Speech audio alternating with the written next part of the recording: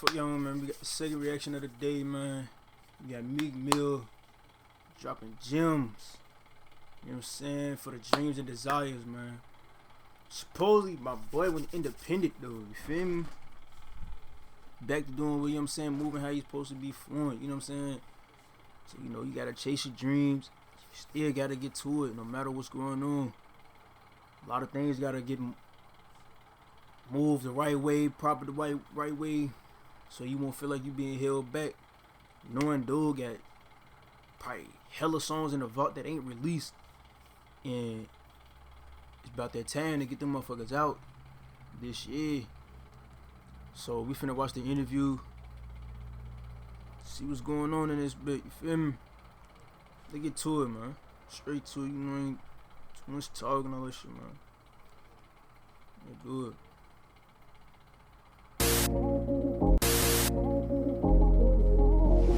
So I'm sitting here with Meek Mill, artist, activist, philanthropist, businessman. I pray to God he's still with us. I'm somewhere in my real feelings. Never turn your back on where you come from.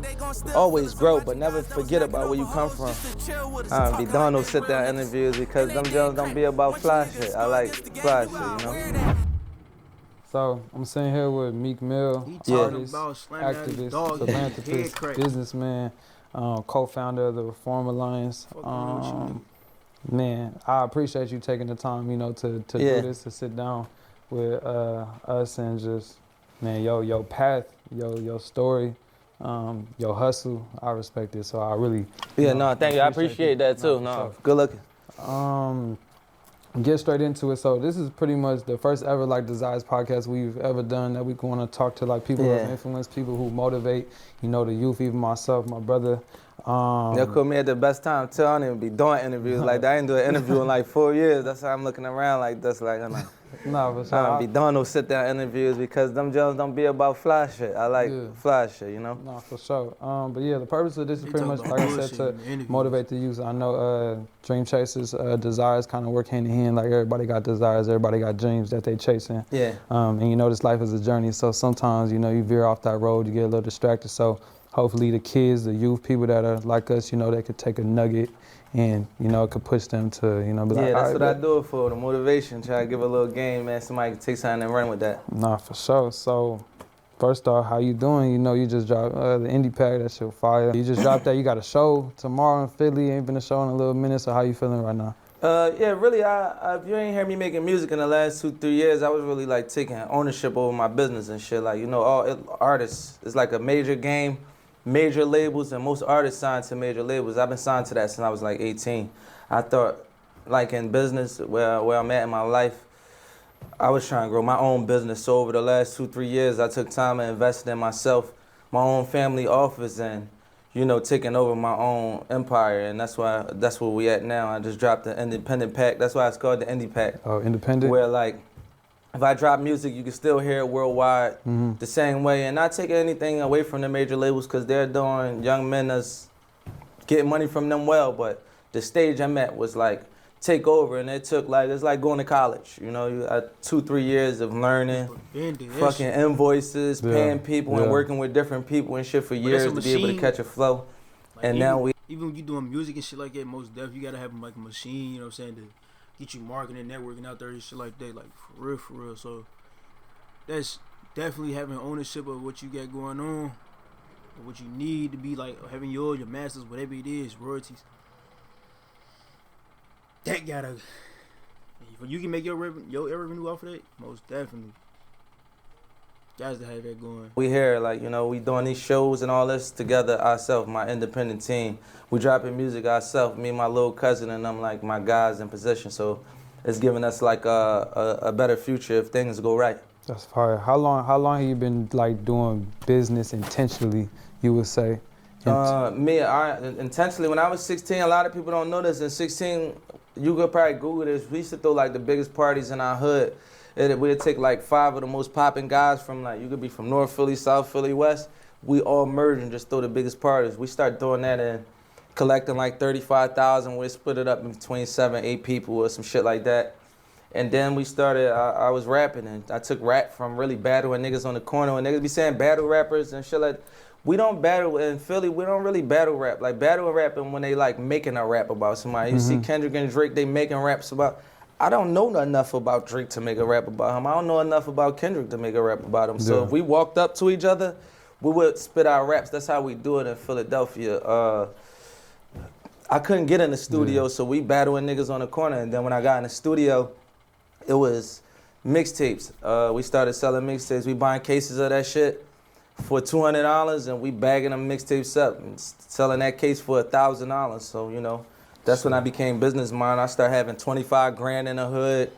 You couldn't influence me to join no gang. You couldn't influence me to shoot no gun at nobody unless I wanted to do some shit like that. Yeah. Cause I had money, and you know, that's why I created Dream Chasers, cause it brought me to where I'm at now, you know. So I say I at the age of like 15, 16, where I really got business minded. That's facts. That's what I can say throughout coming up to my, like, you know, teenage era. Nigga, you ain't influencing me to do shit, nigga. I got my own mind, nigga. You know what I'm saying? So, like, if I want to do what the fuck I want to do, I'm going to do what the fuck I want to do. As simple as that. Ain't no nigga knows this. Hey, young nigga, go ahead, crack his head real quick. Nigga, you got me fucked up, man. I got my own man. I knew, like, you feel me, just a boss mentality, bro. You ain't got no time for all that other shit, nigga, man. And then niggas ain't even really there for you and shit like that. Fuck all that bullshit, man. Yeah, that's fine. I was actually gonna ask kind of what went into the idea of creating Dream Chasers. Like, what is Dream Chasers to you, and what was the point where it's like, nah, I gotta run with this shit? Yeah, I wanted the name where like everybody be having names tied to like drugs and like street shit. Yeah. I come from the streets and shit. I be fucking with them names too. I grew up on all that my whole life, but I wanted something that I was thinking about all races, like something that every race do. Have a dream. You could be white, black, Asian, Spanish. You could be anything. You gotta have a dream or something that you aspire to be. So it was like Dream Chaser, and I always used to be having dreams that I seen myself as not an average person, like a Meek Mill where I'm at today. So it was like something I was trying to chase. You ever get the feeling of deja vu?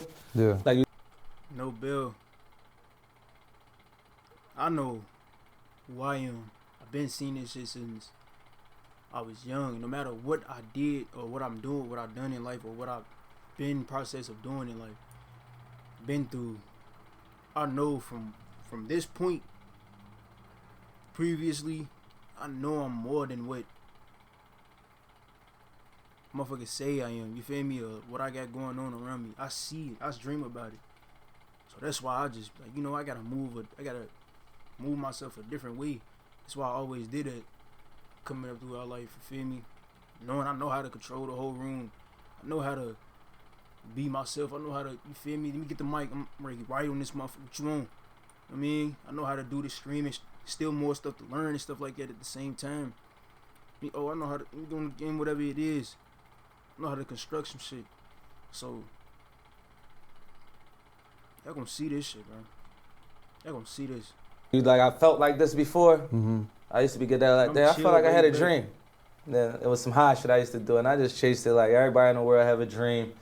And then we kept rocking with that, and it was Dream Chasers. We used to be Bloodhounds. I used to be in a rap group, 3 of us. Mm-hmm. It wasn't no Blood or Crip shit, but that was our name, like Bloodhounds, young niggas from the hood. And then that wasn't really my homies. We was going in and out of jail, and once we separated, I still was on my mission. I came up with Dream Chasers, and we've been here since. Man, that's far. It's crazy how like synonymous desires and Dream Chasers is. We say that all the time. Like, it don't matter you white, Asian, black, young, old. You always gonna have desires. You always gonna have dreams. So I think that's fire. Even before that, who is Robert Williams, and who was he before Meek Mill was ever created?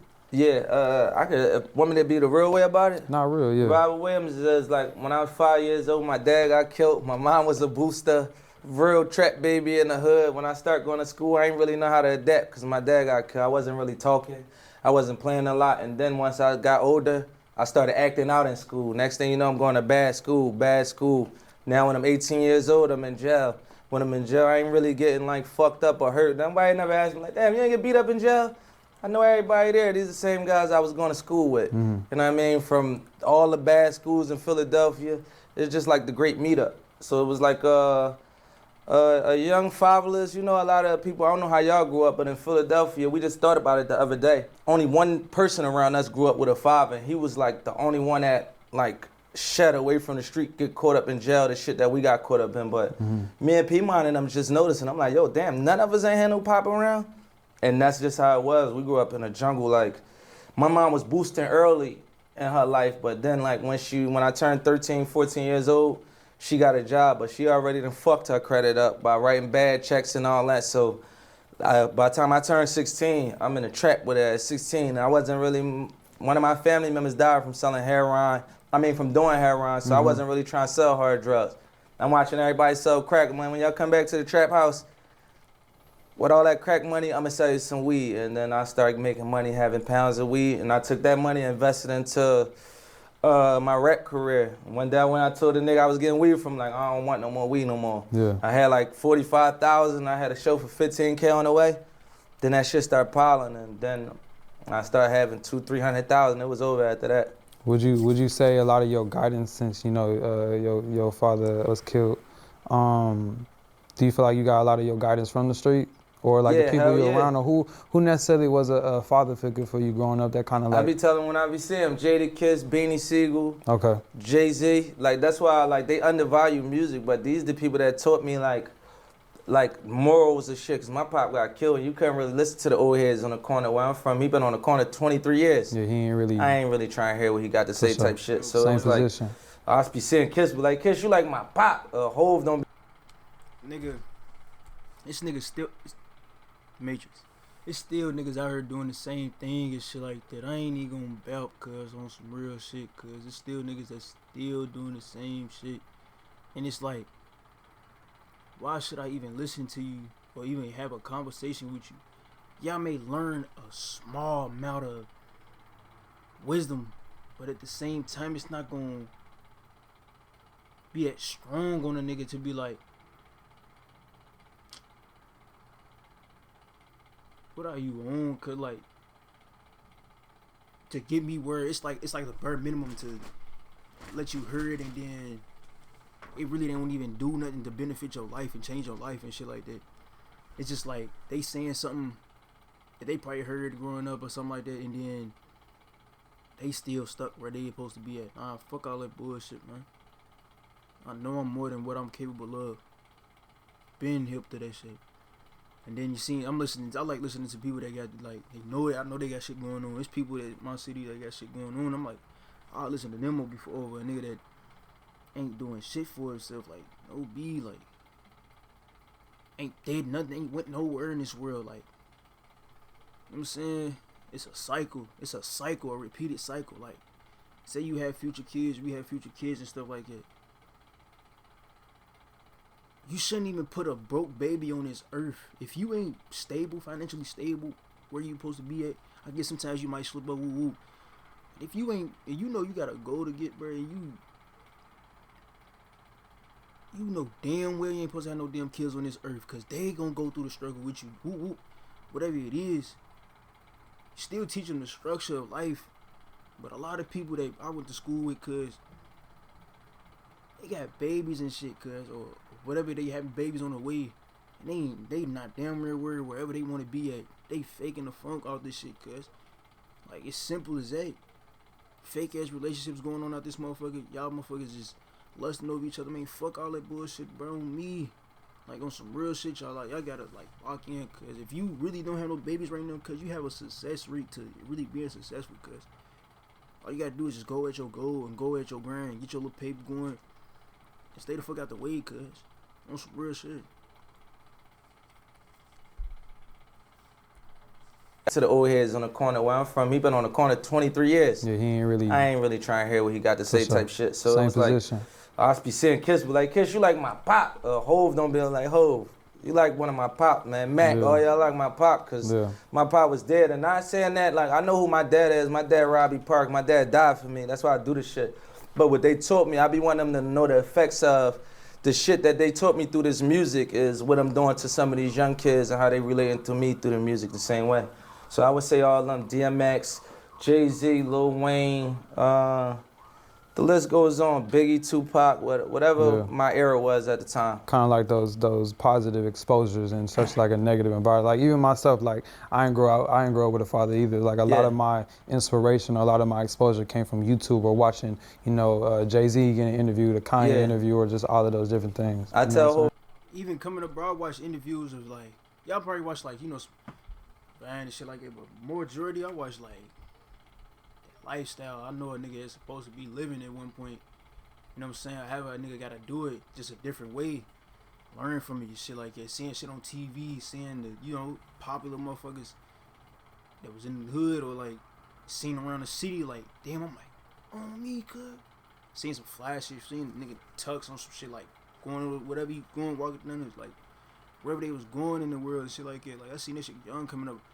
We'd probably be on a field trip in school or some shit like that, cuz on me, I'll be seeing some different shit, nigga, in a fly-ass car, some shit, or, you know, sharp than a motherfucker, clean in the bed. I'm like, damn, one day I could do that shit, you feel me? You know what I'm saying? One day it's gonna be like, me in a different lifetime or whatever it is, like, different storyline, on some real shit, not saying, oh, I gotta do the same thing that they doing, nah, I make my own way for this shit. Stay down to my ground. I didn't grow up with a father either. Like a lot of my inspiration, a lot of my exposure came from YouTube or watching, you know, Jay-Z getting interviewed, a Kanye interview, or just all of those different things. I tell Hope that all the time. Like you got that interview with Warren Buffett. I watched that interview probably 300 times, but I'm watching that shit from a trap house. We got 10 guns in here, all types of shit. We might go to jail. You never see us again, but I could still understand Jay-Z talking to Warren Buffett, and then see myself 10 years later around a bunch of billionaires, you know. I watched that interview too, cause when Jay-Z did that shit, cause like off stream type shit, bro. I watched that motherfucking interview a long time ago, cause, and it's like he knowing where he come from and shit like that, you know. How he do music and all that. Teaching niggas about how to struggle and shit about that, you feel me? He may not understand what bro was talking about, but at the same time, that the message was strong and powerful, cuz to like, damn, you can do this shit so many ways. You ain't gotta do it the same way everybody else doing it. You can do this shit so many ways and become successful, cuz everybody think it's, oh, let me go shoot a nigga, whatever it is, or let me go woo, snake, whoever it is, all that, let me go off real quick. No, it ain't all about this shit, man, at all. Having the same type of motion that Hov was having back in his day. You know, when I'm watching him talking to Warren Buffett, like, damn, he from the projects chilling with Warren Buffett. You might see me with Kraft just chilling, like, damn, how the fuck is Meek Mill chilling with Kraft if he grew up like that? It was just being real and following your path and not trying to be something that you're not. See? I never even explained how I grew up in the interview of, like, my mom don't even like me saying that shit about, like, boosting and shit like that because she passed in her life. I feel that. No, it's real though, and I think those are the kind of conversations that could be had in terms of, because there's always gonna be a kid that, you know, that's dealing with something. It ain't no coincidence that me and you ain't got no pop, and me and none of my homies ain't got no pop. It's like a lot of that going on in America. That's what we was talking about in Dubai. I'm watching kids walk by. Everybody with their mom and dad in Dubai. I'm able to visualize, or I put that in the back of my mind, like, damn, every kid out here with his mom and his pop. We ain't grow up like that, you know. To go back to kind of the Dream Chasers talk. So you build Dream Chasers, you know, around the movement of ambition, you know, feeling ambitious, motivation. Today, what personal desires push you to continue to be hungry and ambitious in this current, you know, part of your life and career? I like the champion game. Like, I'm into proving people wrong. Like, people be like, yeah, your second album, you're going to be done. Drake, he's done. Nicki, he's done. He went to jail for 2 years, he's done. That's the motive every time, bro. I've been doing that shit my whole life, cuz I know it. Like, proving a motherfucker wrong, cuz I'm made for that shit, cuz shit maybe you may not seen. It feel like a nigga be invisible. I ain't even gonna stunt. But at the same time, I know my angels with me and God with me at the same time, you know what I'm saying? Shit gonna get seen over the time being. It may be a slow pace, step-by-step pace, a fast pace, getting to it, mid-pace.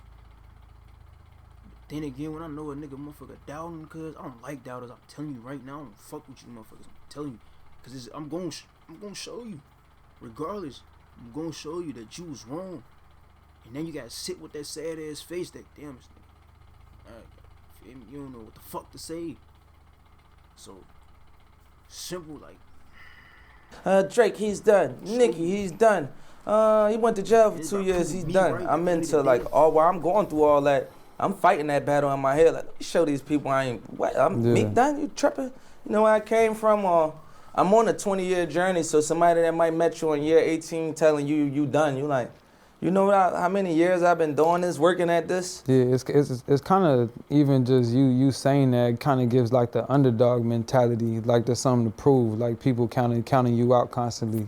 Yeah, basically, being young, coming from poverty, you ain't even gotta be black. You could just come from our class. You could be white, black, Spanish, from our culture and our class. You at a disadvantage. You growing up in these environments full of drugs. You growing up without the proper vocabulary that get you in the business rooms. Like the vocabulary we walk, the slang we talk, that I know how to switch it because I learned. I lived in an area where it was mixed in with Temple University, if you ever heard with Temple. So I got college students on my block. I've never been racist. Even if people treated me racist, I've never been racist. I could chill with a white person, Asian, Spanish, and still take something away from the situation. I know some guys that sit in the hood. If you ain't on no hood shit, they don't want to hear anything about it. So I always was open-minded about how I carry myself, and it just led me to a lot of open doors. And like how I speak in interviews, you know, you got some artists, they might not want to talk in the interview. No, for sure. I don't really like talking like that, but if we're going to talk, I know how to talk. Now, we had a girl in front of us, we sitting at a date, I know how to socialize with a female. If I had my son, he's 14, I got to give him a real message. I know how to be able to articulate it in a way where he can understand me, y'all. Same way in the business room with some wealthy men that didn't come from an area where I come from. So you may not see me with a Levar right now, but hey, I'm telling you, you're gonna be like, it's cold in the motherfucker with the mouthpiece with the yo. Yeah, hold on real quick. I ain't gotta say too much. I ain't gotta do too much. I'm saying, at the same time, how I'm on with the grind that I'm on, cuz if the vibe ain't on what I'm on, cuz I'm telling you right now, I'm gonna just keep going and grind and get to my goals. There ain't no time to be all lovey-dovey on some shit. You know, cool, won't love and shit. Like I'm straight off, cuz like on some real shit. You think you really that bitch, you really not. Like, some of y'all, you feel me, boom, but some of y'all motherfuckers know y'all not that shit, you feel me, you not, yeah. So you feel me, it's the society shit they programmed into their mind right now. So I'll be like, you know what, let me go ahead and break this, you feel me, because these think they really, yeah, and they really ain't doing shit. Alright, watch this, don't even worry about it, you feel me.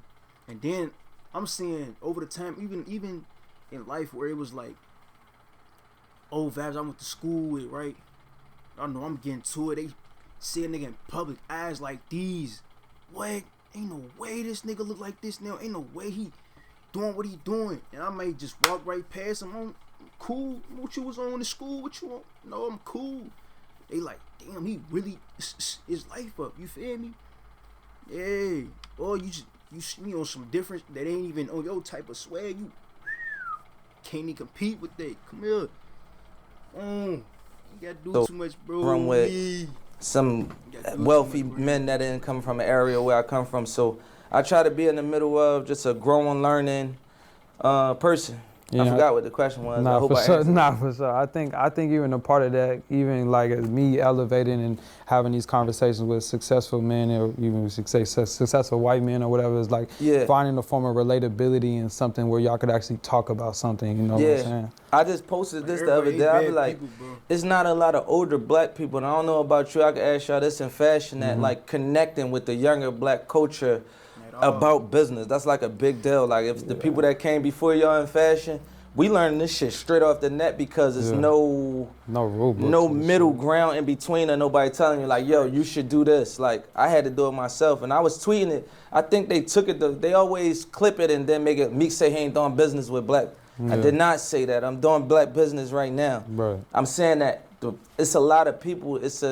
I call it the 90-10 split. It's only 10% of probably older guys that's like giving out enough juice for us to be educated from, when the other 90 is just eating and leaving the game blind. And I think that's putting a gap in the culture. Like if I could give game to, I could say Baby, Dirk, who else, 31 years old, 30 years old, because I'm 38, I'm 8 years old. I've been in the game since 2013. I just seen a young kid from my neighborhood. He making a mistake with a record label that I made when I was 18 years old. I want to let him know what I went through so he don't triple make the mistake. And if I don't tell him, I might be feeling like a hater on the inside. Like, you know, I seen Playboy Carter, I told him something, he was like, called me the next day like, yo, you told me some valuable ass information. I'm like, if I don't tell you, I'm like hating. You at your best point, and I've been around for 15 years, and I know that something that you're not doing that I wish I was doing when I was at that point of my career, that young point. Yeah. So Introducing I was just saying that Iron. too off stream too, cause like before I got on stream, there was something where I was like, bruh, there's so many people out here that got this shit going on, and I know like damn well I'm like, I ain't gotta fit in with you motherfuckers, but I know I'm on a higher platform than a lot of folks. I ain't gonna stink, and it's like, damn, bruh, you motherfuckers really gatekeeping the game, cause you want a nigga to sit in the back, post up like a motherfucking statue, and not shine. Nah, I ain't fucking with you, gang. I'm telling you right now, I'm not fucking with you. It don't. Iron Beam, a bright choice for futures trading. Iron Beam is an industry-leading broker. I even learned from my mistakes. I tell my little brother, my little cousin, them, knowing that I had a goal to get in football, but people was leading me the wrong way. So I made the choice to be like, matter of fact, I'm gonna go that direction. Knowing if I kept my head down, you niggas probably wouldn't even see me on screen. You would see me on TV, on some real broadcasting shit. Nah. So I chose this way. I was distracted. Let me go ahead, boom. I said back, I'm let my little young niggas know, bro, don't go that way, cause I'm telling you right now, you ain't gonna. It ain't gonna benefit you the right way. I let my little brother know, cause you can go to the league for real, for real. You know how many championships we won over the time of life just by us being ourselves and what anything that we doing, especially when it came down to sports. Fuck the crowd. The crowd is not there. If you playing sports, the crowd is not there. Play the game. Love the game. Don't feed into all the women gonna stay there, bruh. On some real shit. The women gonna stay there. You might get you a little vibe that's just right for you. But at the same time, if you want dip and dabble and see what you want to do in this one, you might slip up, get a bitch pregnant, or you might fuck your whole career up by fucking with these motherfuckers. Simple. So with anything that y'all want to do, whatever pattern that y'all falling into, go for it. Cancel out all the distractions. The crowd is not there. They not there. Do you see the crowd around me right now? No. They applaud for you when you doing your thing, and then you make it. When you make it, that's when they come around. They, ooh, I've been there for you. Know what I'm saying, I've been all that. Then you got old motherfuckers that ain't even appeared in your life. Man, you remember I was, ooh, nah. The crowd ain't third, bro. The crowd is not third. You not doing that I wish I was doing when I was at that point of my career, that young point. I want to be able to tell you that extra little, whether you take it or not just be quiet. Yeah. If I walk out and Jay-Z or anybody in the world that I know, one of my friends, tomorrow say they want to wear this, kinda I'm going to send these clothes to them or give them y'all number so y'all connect. We ain't just going to like let it die out, because I think it's a job we should do coming from poverty, or if you come from nothing, to like help power your community or your culture. Yeah, I think not just eat off of it. Yeah, I think that's something that's kind of lacking in our culture. It's kind of like passing stuff down or even helping. You know, a lot of other cultures, like they pass down the information, they pass down all these different things. And when it comes with, or at least clothes, like I didn't have nobody teaching me how to make a clothing brand. I'm the first person in my family to be an entrepreneur, a millionaire, whatever the case is. Like, ain't nobody was teaching me that. I was like, all right, I gotta go get it. I gotta call this person. I gotta try to figure some shit out. But I could ask you this question: did you feel like it was a lot of older black men that came from the fashion world that you could connect with even when you started popping? Do you feel like the resources was there even when like now y'all shit growing? Do you feel like it's connecting? Not that you need it or want it at all, but do you feel like it's there? In all honesty, there's only been one person that's been an OG for me, that's been able to inform me on some game. Rich Guy, I don't know if you're a Rich Guy, but he based out of Houston, taught me. Yeah, I see Rich Guy a lot. Yeah, gonna be wearing stuff. Definitely fashion. Like he be in the fashions little vibe. Tell y'all a story, no doubt. Got some youngers that into the fashion right now. They connected with dude. Getting they shit off. They getting they shit off. Like right now, getting they shit off. So it's a by me, I was just sitting in the corner. I'm just sitting in the corner posting. I'm just chilling, you feel me? Boom. They talking about it. I'm rich guy. I seen bro with the fashion shit. Okay, cool. Oh yeah, boom. Know exactly who that is. They connected dots, putting them onto the game. And now, in today's time, young niggas is doing their thing. Got their little own little clothing going, doing their shit. Too many people gatekeeping this shit, man. God, but he based out of Houston, taught me. Yeah, I see Rich God a lot. Yeah, gonna his be shit wearing fire. stuff. Yeah. But he taught me all about leathers and, you know, all the different silhouettes and everything. So he put me up on game. But that's the only person that's ever reached out, that's ever said anything to me. With me, it's like, it's Rick Ross. He gave me a deal. We did real business over years. It may not have been the best deal. Nobody gets the best deal in their first deal. But that changed my life. And it was a pivotal moment in my life. Jay-Z, one of the people, stepped up when I went to prison. I've been watching them my whole life. I always thought I was going to meet them, but when I went to prison, they stepped up. I don't have to do business. We ain't got to make a dollar together. I'm always going to respect them. And we do business. We got reform. We got a lot of shit. But it's just, if you do certain things for me that activate it, and it don't got to be for me, anybody in the culture, and I can see that and I can visualize that, I could vouch for you. Also, it's one person that I dearly love. His name James Lindsay. He spent a lot of time on the phone with a bunch of millionaires, a lot of black millionaires, people that got power, and giving us all game. And he answering the phone like a hotline. And he my old head from Philly. He own Rap Snacks, the chips.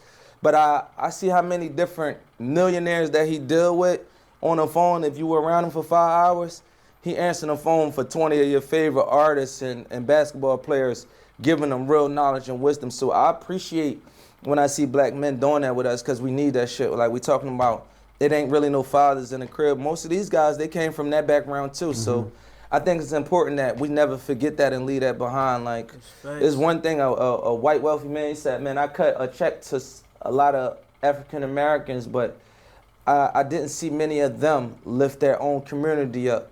Me, I'm one of the people that, like, I want to be a representative of the... That's something I want to do too, because like I'm already knowing this, like this 22 years of living, because it's been game but not too much, where it was like,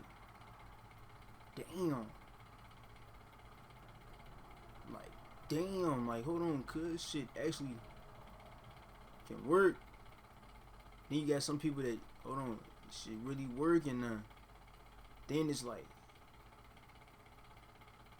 nah, I still see some of them that's like still gatekeeping it. They gatekeeping it.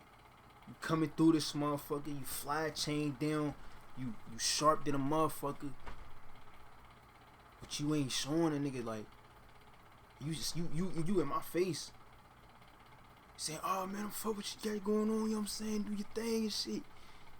But you giving them janky ass lies where it's like you playing around and shit. Nigga ain't got time for all that shit, bro. Get the fuck on, bro.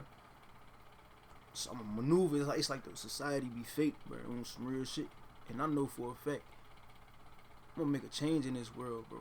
I always say, I've been saying this shit since I was young, bro. It's some way, somehow making a change right now.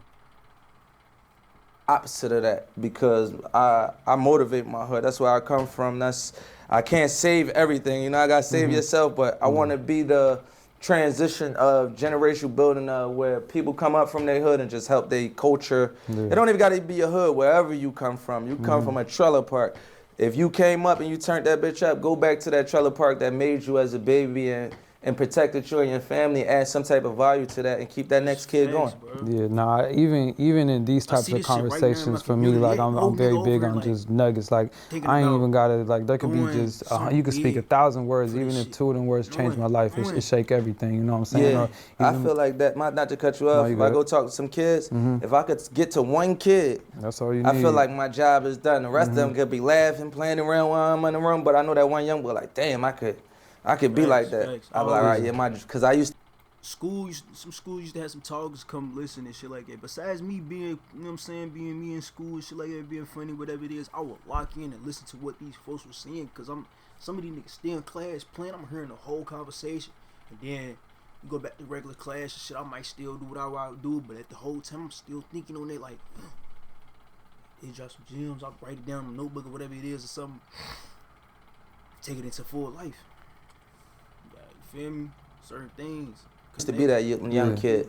Yeah, it take like changing one life at a time, or even just like what you're doing for the community, and even just this type of game, like you're changing the generation, or you're helping our community even try to think different. You know, they ain't got to think different off the rip, but you keep planting that seed, watering that seed, they're gonna end up, you know, falling short. Transitioning to the next question is a core memory of mine. So I've torn my ACL 3 times. I used to play D1 football at Arizona. And then I transitioned into clothing brand, trying to do something else to, you know, that. I wouldn't have stopped either. Like, if something don't work, I'm turning it up in the next thing, whatever I love. You know kind of what it is. Like, there ain't no plan B until, like, I couldn't walk no more and I couldn't do it. It's like, I need to do something else. So that transition. But a core memory for me is when I tore that first ACL in high school, was right after Wins and Losses came out. And Wins and Losses, or even just the concept of Wins and Losses, stood out to me. But in your indie pack on how far we came, you said, I got like 1,000 wins, only got a couple losses. Oops, I'm in a couple lessons. What's so crazy is my freshman year of high school, Meek dropped Champions. And the seniors was playing that motherfucker, and we won the championship that year on my life, cause we won the championship that year, cause that shit changed the nigga. I'm so serious, cause that shit changed the nigga's life, cause like, and then I was already dealing with the school work or whatever the school shit like that. You feel me? I wasn't even trying. You feel me? I'm still over here. I'm supposed to be right here. I'm over here. Then I'm still thinking on my other, hold on, I've been doing this other since I was young. Let me bring this shit to light. So now, nigga, like, I feel like if I blew up back then, I've been had moments where a nigga went viral on some shit, you feel me? Had viral moments and shit throughout my teenage life. I feel like if I went viral, I mean, like, if I, like, blew up that then, I probably would have fucked that shit up, though. No bill. So now, me maturing, me getting older, me realizing, hold on, know you first. Fuck what everybody else saying. Know what you can, know what I can do. Transfer into greatness. Know it, watch. At what point did you start viewing your losses as actual lessons, or even like some of the negatives that you viewed as negatives but ended up turning positive in the future? I could break this down. I could say it now because me and Drake, we are. But like when I was battling Drake, like they had to join L's. It was like bots and shit, L's in my comments. We come from the jungle. If your mom loses her job, it's people like, she lost her job, that's an L. We don't do that where we come from. If you lose your career, if your clothing line fell off, I'm not gonna be in your comments talking about, that's an L. Where did that has that ever been in our culture? No, there's not. In 2014, wherever that came from, that's what it was. We don't shame our shame, like we fight shame with power. You know, like if you shame me, like, you ain't got no money. Chicken tell me you ain't got no money.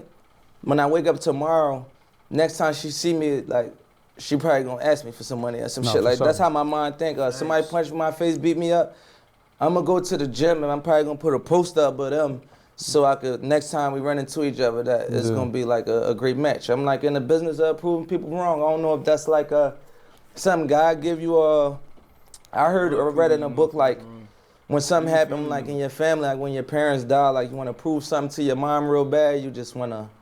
I always wanted to prove to my family that I could be a man and help carry the family because it wasn't none in my house. And I think I got caught up in that and following that year after year. And I think watching sports players, watching people win, lose, big games and championships, you know, I'm like, shit, nobody can't win 1,000,000 times and not lose, you know. Everything is really strategic about it. So I took my losses and start turning them into lessons. How do you not lose again? If you willy and fall and hurt your back, next time you willy, you're going to be more careful because you ain't going to want to hurt your back again. So it's just like, you take that lesson of falling, and next time you get back on that bike, you use that lesson and make sure, yo, man, pay attention so you don't fall again. Same thing with losses. That's how we do it. Yeah. You said something. You said fight power with what? You said you fight negativity with power, or what'd you say? We fight shame with Shame power. with Like power, this. yeah, Like you that's- shame me. that's Just say strong. you in jail. You locked up. That's strong. You think I'm in jail crying in there? We in there rapping, doing push-ups, making sure our body right, eating, building up. We ain't playing around in here, but just because we in jail, I'm not gonna let you shame me to death. I'm in jail. I'm gonna put my head down and just cry. You know what you gonna do? You got to know yourself, and I think even the shame or the negativity aspect it kind of sparks a fire in you. Like this year, me and my brother, so we had Bottega Desires and we transitioned and brought up another brand, and I dropped a shirt that was like $353, and I went from like, oh, Bottega Desires is one of the best clothing brands of the day, and then like, oh, look at this nigga trying to think he can do 353, and then all that negativity, and that was my first time kind of like receiving that amount of negativity. So like now it's like, okay, using that negativity and like you said, fighting it with power. Like, okay, you know, y'all may say whatever about the shirt, but it's sold out. I think and it's then a I'm new level of doing education. that. What you said in negativity, like people telling you can't sell 350 worth of clothes. I'm just really finding out what negativity is. No, You be for in a sure. room with some people and like, these niggas really think you can't sell 350 worth of clothes, and you know you can sell 350 worth of clothes. If you surround yourself with too many of them negative people in the room, that shit can overpower you. Even in a prison, I want to keep using prison. I'm a shining fucking star when I come in the job. I'm on the news when I come in. I gotta carefully pick what type of people I want to involve myself with in here if I want to make it out of here, especially with my mental, on my game. And the same thing in the hood. You gotta carefully pick. It could be your best friend that you go up with, and y'all look like y'all going far. Not your best friend. It could be your cousin. It could be your brother. They might not have the same energy as you, or might not have the education of what energy is. My homie and Jai tell him like, yo, man, you could be with 9 broke people, and automatically you're gonna be the 10th. Or you could be around 9 billionaires while you broke. Before you look up, now you got 3 million in your account, because it's about the type of energy and the people that you're around. But they wasn't teaching that to us. They was only giving us religion for so long that I don't think we never looked into that part of energy and what's around us. That's why when you got people in the hood, I tell my homie this 2 days ago, like, you see the Wi-Fi 3 bars? I'm like, when you in the hood, your Wi-Fi bar is at its lowest. When we go to Dubai, our mind is opening up. It's like our signal is at our highest. So I always tell people, like, when you in the hood, never turn your back on where you come from. Always grow, but never forget about where you come from. But don't get stuck into that shit to the point where your signal is not going past that 1 bar, because if you ain't want to pass that 1 bar, you can't meet no millionaires and no movers and shakers to help you, like, you know, meet the means of your dreams, you know? Real deal, cuz I just went outside today, bro. I just went outside today, right? Stood on a porch. I looked at the community. I'm like, bro, do these niggas got goals, bro? You know, it's youth. They gotta live their youth life real quick. But do these niggas got goals of wanted to make it out from where they at right now? There's been a lot of folks that's been here before I even moved over here. Been a lot of folks made it out this motherfucker. So I know it's possible you can make it out this motherfucker. You just gotta find your glitch and stay with it. Then it's like you got some people that's trying step by step, day to day process, however the process gotta be. Then I went outside, it was like, it felt like I'm the only one that really has that goal driven to really make a change in this world, bro. Like, I know I ain't tripping. You know what I'm saying? The connection that I got with God, bro. I know I'm gonna be great. It's been youth over here. I used to, you know what I'm saying? I storm a little fuel sometime real quick. Cause they don't really have that type of scenery of somebody, you know, doing their thing. I'm a low-key motherfucker. I'm gonna keep it low-key. I don't give a fuck about none of that. Feel at the same time, shit, when I was young, it wasn't no nigga doing that shit. We was just running around, getting right, figuring out the way. noticing certain things going on around me. It's like still things. Like I still be like on that time when I still go around my family, seeing certain shit. Damn, he still doing the same shit, bro. Gotta break the curse, bro. Gotta break the curse. It's the only way. And no movers and shakers to help you, like, you know, meet the means of your dreams, you know? No, for sure. Me and him talk about that all the time. Exposure, like exposing the youth, or even surrounding ourselves with like-minded individuals. Yeah, like kind of like you said, that's a big deal. You don't want to be around one bar people. Obviously, you can't forget about them. You want to help, but you know, there's only so much you can do, and you still have to surround yourself with like-minded individuals. You feel what I'm saying? You kind of hinted at it, but surrounding yourself with certain people, because you may be around people who may envy you or whatever the case is. Expensive Pain, probably another one of my favorite projects of yours. That's one of my favorite too. It ain't it ain't do what it was supposed to, but it's my favorite body of work too. That shit hold a real special place in my heart, especially even for this moment right now. Like I've only had this brand, we've had this brand for about 2 years now. Yeah. And that shit fire. As soon as I seen this shit in traffic, I was letting y'all know how it is. Like, I like to give it up. If it ain't fire, I ain't gonna say nothing. For sure. It's fire. Yo, that shit fire too. Connect up. We'll be right back here. Love. But yeah, that album for me specifically, just cause I'm dealing with kind of what success comes with. There's no like rule book. No one ever told me like, hey, when you become successful, when you get the money, when you get the fame, like prepare for these people to talk shit about you or turn your back, or like you said, the brother that you grew up with or your cousin or whatever the case is, like for them to start envying you and speaking behind your back. Like at what point do you feel like you came to terms with all the downsides that fame and success and money comes with?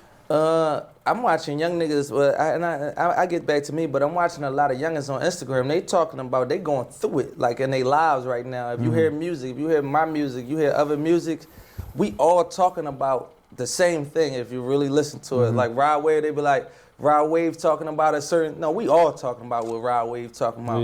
I'm hearing songs from Smirk, I'm hearing songs from NBA, I'm hearing songs from Baby, Meek Mill to Future, where they like, it's a lot on our shoulders. And everybody going through it their own way, and I think we all carry it our own way, but this is actually going on. And I think it's when you come from poverty, you like the 1%, so when you 1%, people might die. When people die, people calling me, I put up to a funeral, but you want me to speak at a funeral, that's a lot for me, because I don't even want to speak at my own family funeral, because I might be overwhelmed.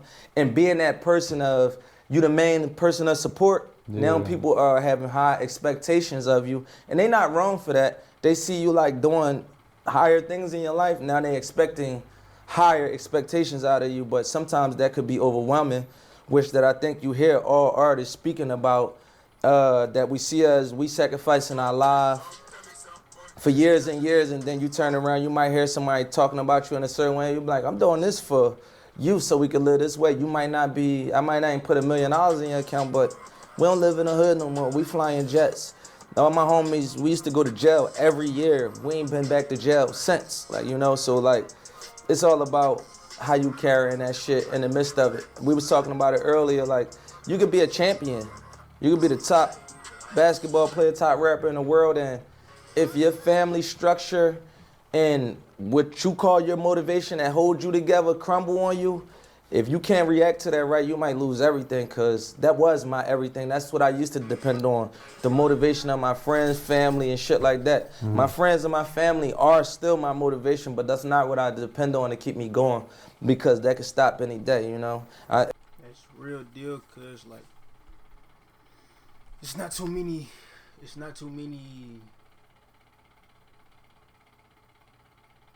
I can say for myself, it's not too many, like, dependable resources.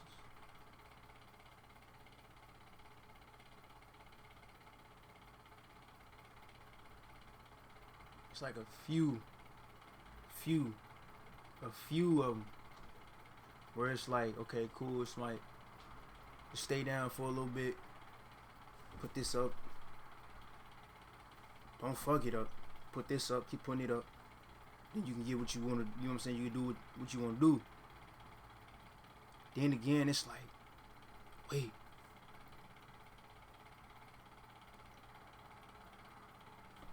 you got this going on, she got this going on, he got this going on, they got this going on. Hold on. I need to make sure I got this going on my end too.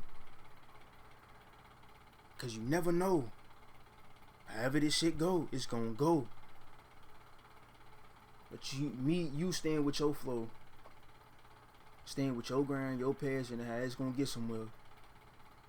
Knowing it's benefiting. Trust the process of what you got going on.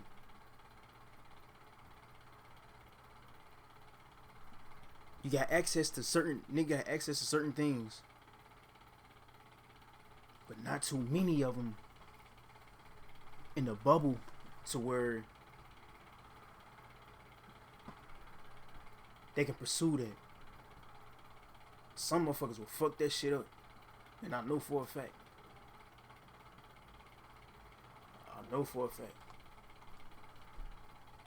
I've seen these rums go from having, and y'all could go look for footage, you might see 100 people in a room, and then I'm beefing with Drake and 6 niggas in the room with me.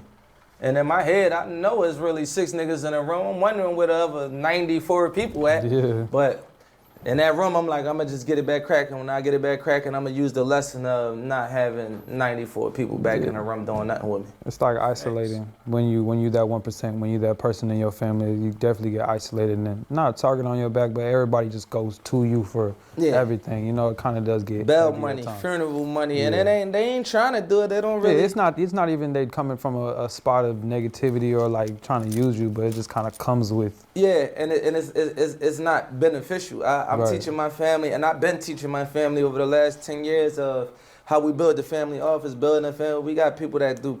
One of my little cousins, my A&R.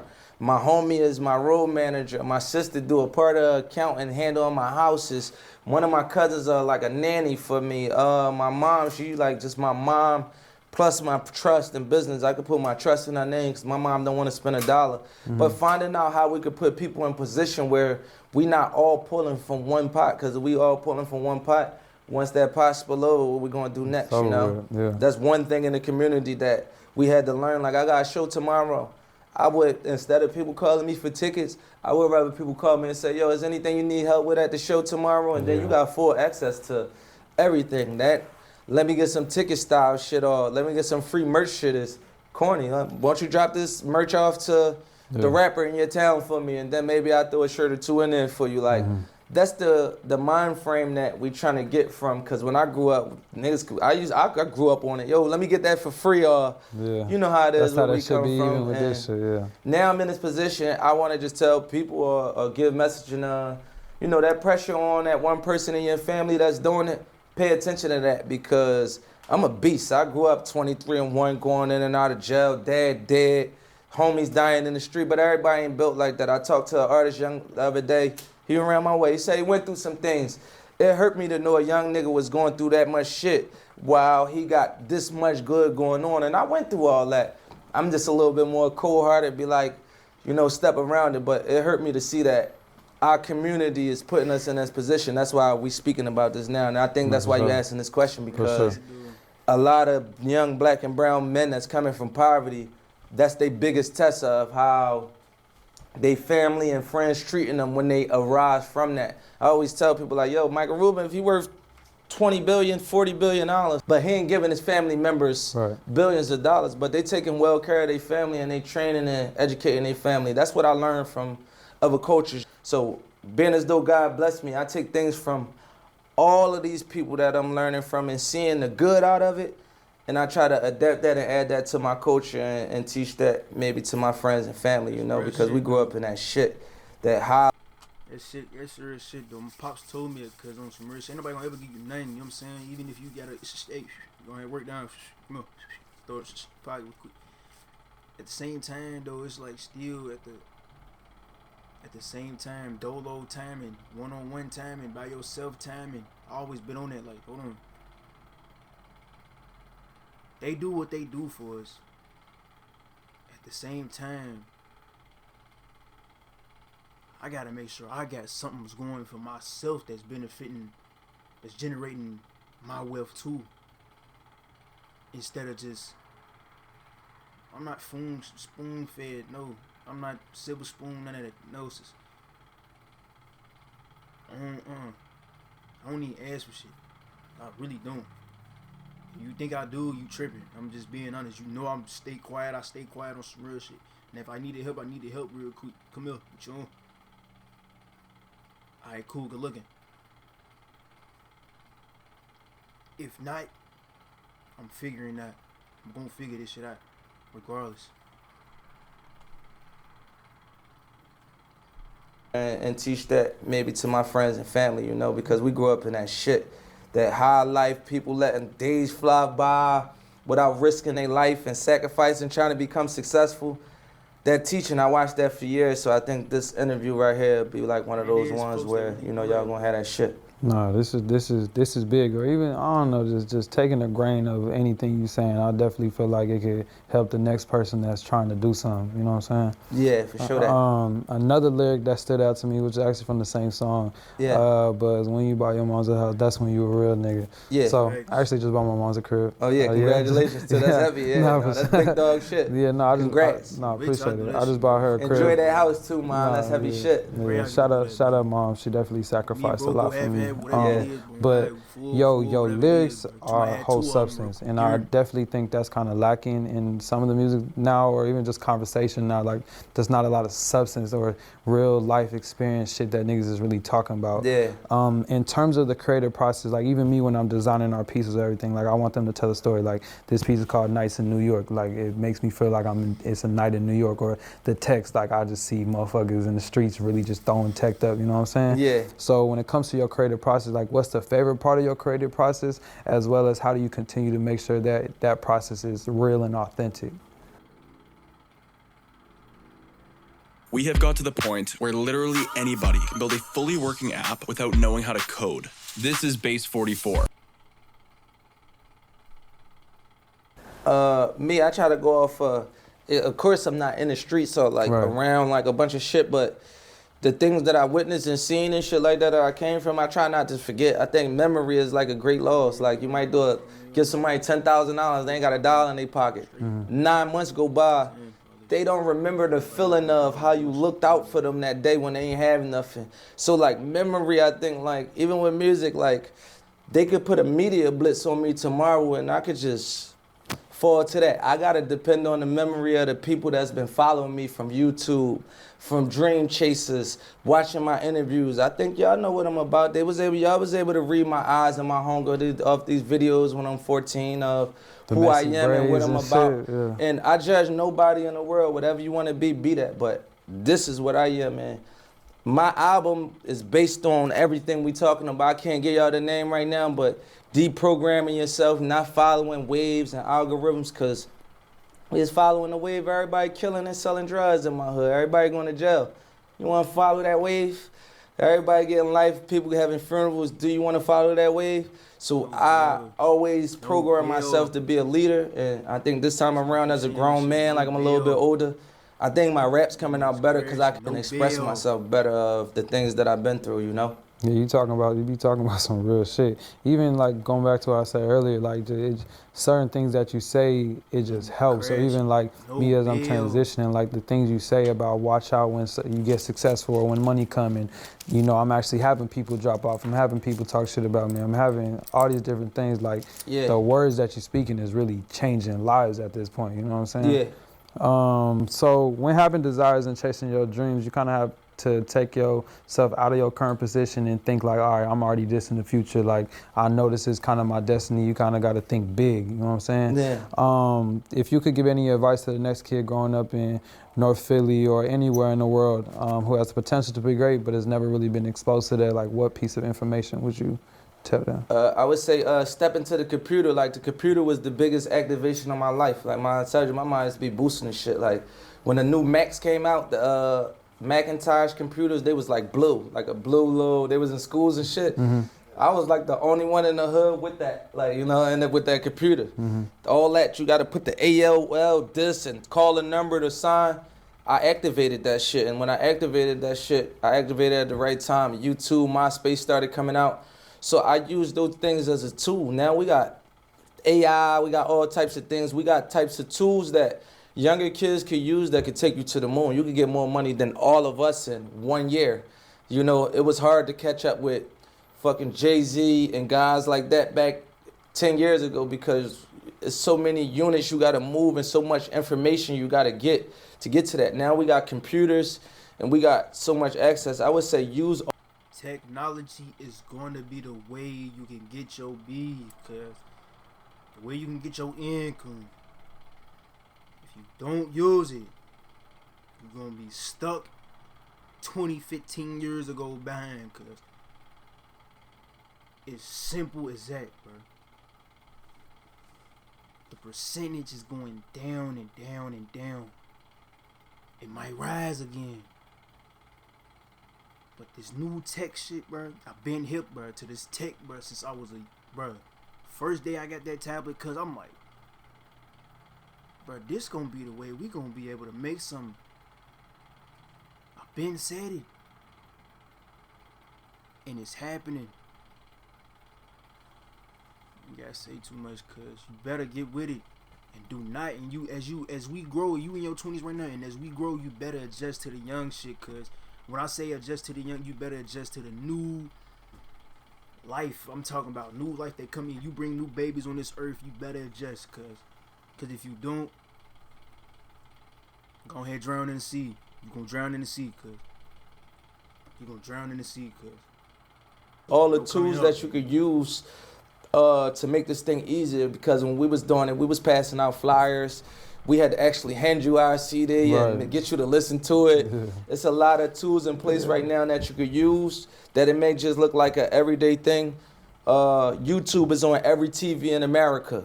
You know, 10 years ago, YouTube did not. It was only on computers. So now if you drop a music video, you go viral. You can be on every TV in America now. So I would say focus on yourself, be a leader, and use every tool that's available, because it's a lot coming out in this generation right now. Use your resources. Yeah, definitely use your resources, yeah. On the flip side of that, if you have 5 minutes with your youngest self, before the fame, before the money, what would you tell him to try to prepare him for the road he's about to embark on? I would try to prepare myself just for attacks and shit like that. Like growing up in the hood, you fight back fire with fire. You might see me arguing with somebody and shit, like, what the fuck are you arguing with? I grew up on that fire. I would, and it don't have to be just an argument or anything. Somebody could undervalue you and you don't want to do no business with them a certain way. I had to learn to balance myself on emotional, because I ain't grow up without a father in the house. I grew up around women in the house. You hearing them just going right in their bag. And I'm not acting like a woman. We might be in the street around killers and tough guys, and I might, yo, why you talking to me like that? It's emotional.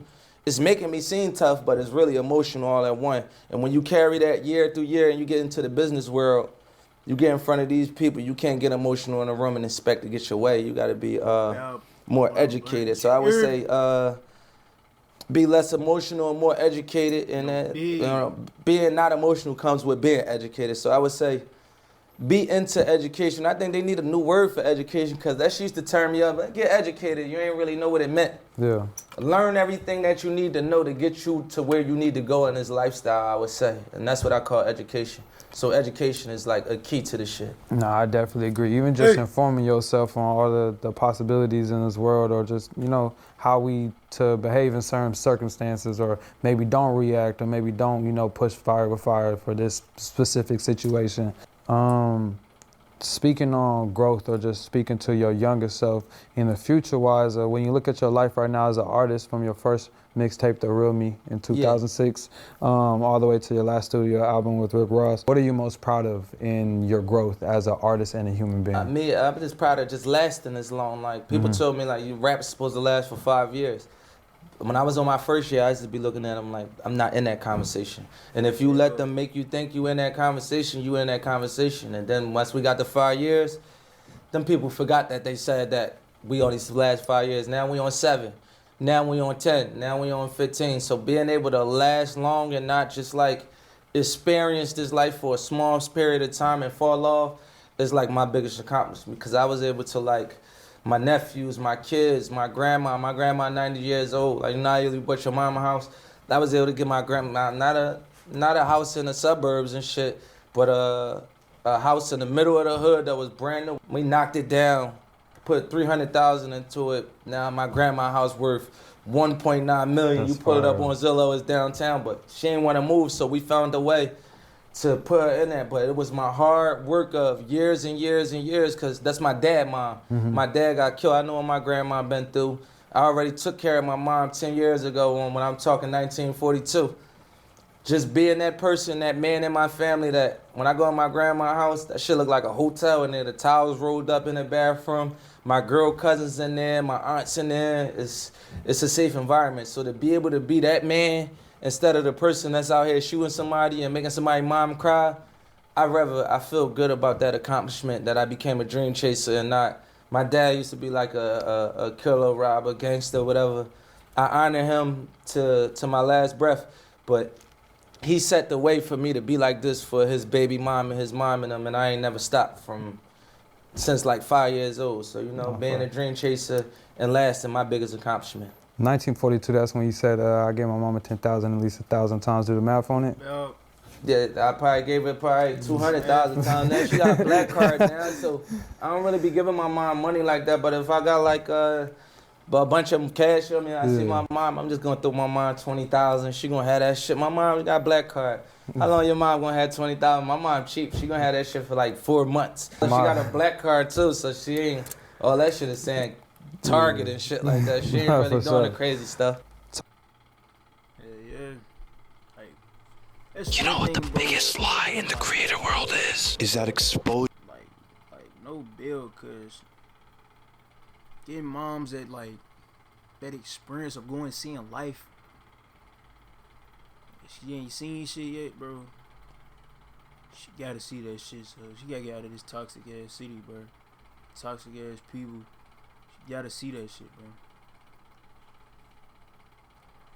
Talking about even the future, we've seen you focus more on business endeavors, reform, activists, ownership, etc. What's next for the next 5 years for you? I don't really know. I'm trying to just kill rap probably by the time I'm 45 and shit. I'm trying to be off rapping and figure out what I got in my life. I'm creative, so I be doing all types of shit.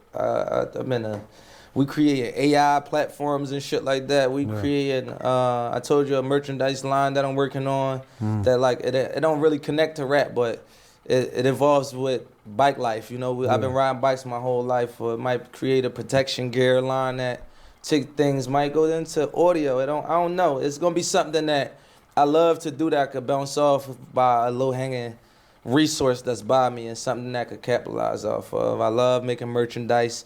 I love producing shit like this. I just never really played with the camera. I never really had the time to. So when I get to a space where I feel like I'm getting too old to be jumping on stage and be rapping about some shit that's not really the times right now, I think I'm gonna switch it up. I could be an architect or something, building fucking crazy ass buildings or something. No. I'm unpredictable, man. Nobody from my hood thought I was gonna be like this. They thought I was gonna be like a jackass from the way I used to act in school growing up. But I just was like, if you hear proud of me, I'm like, I just wanted my dad to come get me too. I just start understanding that, damn, my pop got killed. I just was acting out in school because I needed some type of attention. Yeah. And now I'm able to explain that and articulate that through this music now, Yeah, not being able to put ourselves in a box. If you an artist, I feel like you can create art anywhere. Like you said, with media or clothes, with the clothing line you trying to do, you could do anything. I'm gonna kill this real shit. I'm trying to make some house music so niggas go to Dubai, Ibiza and shit like that, all that. And I'm still rapping about the same thing that I done rapped off of Michael Jackson beats, all types of shit. But at one point, rapping ain't gonna be it for me. I think I got probably 5 more years of going hard with this. I ain't saying I'm just gonna totally stop, but going hard with it and then executing something that me and my family can enjoy life. I spent a lot of years on the road and shit like a sports player where I wasn't in my children's life as much as they needed me in their life because I'm being a sacrifice for their future. So at one point I gotta do something where it's something I love, but I could be around my family and shit more. I feel you. Going into the last question, so what does reform mean to you, and kind of what are the next steps for that, and kind of all you're working at for that? Yeah, so what reform is, a lot of people don't understand. Give you a quick breakdown. When I came home from prison, when I went to prison the last time, a lot of people was marching for me. It was like I'm watching. You ever see Mr. Clark shit, what's it called? Then they outside for Mr. Clark, lean on me. I'm watching my life like that in real life, seeing people stand outside, little kids in the rain. when I was in a jail cell, I'm like, that's something I gotta do for my community that I give back. I've been rapping and giving out turkeys and Christmas drives. That shit, that's okay. And it make happy days, and we appreciate that. But it was something that I wanted to do different. And it didn't really start with me. Michael Rubin was one of the major ones. He was coming to see me every day in prison. This before like this 28, 17? A lot of people ain't really know who Rubin was in like the hip hop community world, but we was friends at the time because he from the Philly area. He was coming to see me every day in jail and shit like that because we was hanging together before we went to jail. And when I went to jail, I told him I had to go to court. I was like, come to court with me and see. I just knew like this white wealthy man ain't understand what the system was. When he came, he was crying. He had me about to cry in there. I'm looking through the window. He like, I'm not gonna leave you in here. I never really dealt with friends like that. My friends they ride out all the way. And I ain't gonna say like compare my friends that I grew up with, but it was so like. Introducing Iron Beam, the best choice for futures trading. Iron Beam is the industry-leading broker. No belt, no belt. It was, I didn't know him long enough to dedicate himself to me like that. And he seen something happen to me bad. He was like, I'm not gonna leave you in here. And he was coming to see me every day. And one day, he had grabbed the brochure. We were writing down about my case. I'm like, I ain't pointing no gun at no cops because I got found guilty of pointing guns at cops, selling crack cocaine. I just told y'all my real story. I was selling weed to the niggas that sell crack and still got found guilty for selling crack. Got found guilty for pointing a gun at a cop. Like I came outside to sell weed today, got found guilty for trying to kill a cop. That was my experience with the system. So when I came an adult, when you got a platform, you know, you try to use your platform. And Mike is a businessman, Rubin. He took his business mindset and I took my pain and my knowledge from coming from out of these things, and we merged them together along with Jay-Z, Robert Kraft, Clara Sa. It's like a list of people, Robert Smith, and I don't want to forget anybody's names. You can go to reformalliance.com. Very wealthy people that some of them didn't even go through this, but they cared deeply about the issue because my story may have been the first story that they may have seen like this, but some people, like it's a woman named Laura Arnold on the board. They donated more than $100 million to Bell Reform before Meek Mill situation. But we all merged together and created an alliance in America where we Hey, when you get to sit at the table with them folks, I don't give a fuck what motherfucker got to say. Like, talking about really get your bag right, cuz, and really, you know, connect investments, all that. Change laws from state to states where young kids not getting put on 18 years of probation and get sent in and out of prison like I had to go through because we found out that don't really make no sense and I wasn't even guilty of the crime in the first place. So we trying to use that as a platform to help build a bridge to fix the criminal justice system because it's really bad. And we know we can't do everything, but we trying to add a ledge to the bridge to help hold it up. Yeah, thank you for all that you do. You know, not even just music wise, but just inspirational for the youth, for the community. Yeah, thanks. You know, you changing lives, bro. So I appreciate you. Yeah, no, I appreciate that too. Thank you, man. For sure. Already, man. Meek Millie signing out. You already know. That's what we got right there, man.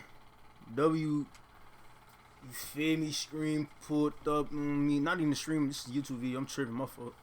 Y'all know y'all can subscribe to my Twitch, but y'all ain't gotta know what I'm teed about on me, you know what I'm saying? So, bruh, that's some real shit, bro. You know what I'm saying? Change your life, bro. Stay focused, stay out the way, stay out the mix, bro. And go for your dreams. Don't do it in other people's way. You gotta be in the car with 8 people and shit, then you do, cause it shit might, you know what I'm saying? It is what it is. You gotta do what you gotta do, bro. You know what I'm saying? I know shit be tough. Everybody born, some people born in it, some people, you know what I'm saying? They, you know what I mean? It's just